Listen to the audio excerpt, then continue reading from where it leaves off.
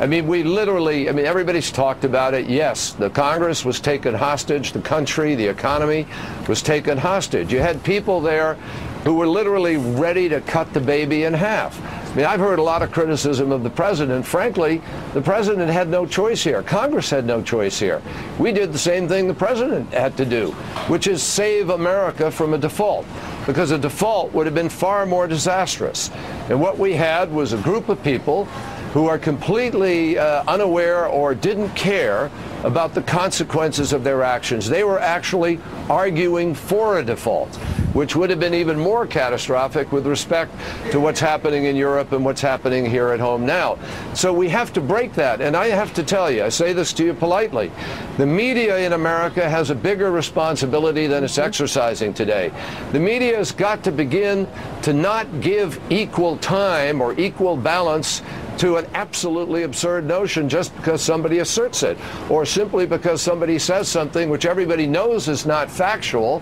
It doesn't deserve the same credit as a legitimate idea about what you do.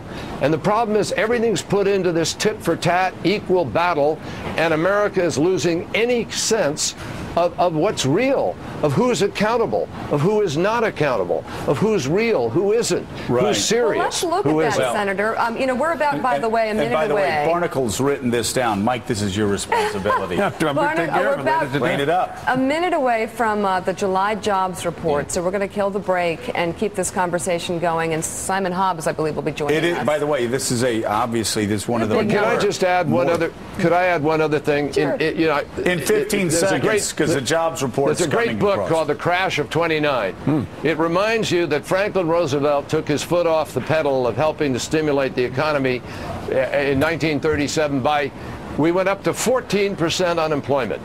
I believe we must do job growth now, and I think the president ought to convene the G8. He ought to bring the leaders. We ought to get the European Central Bank. We need to get the Federal Reserve, the IMF. We need to respond to this crisis so the world knows we are leading our way out of it. Well,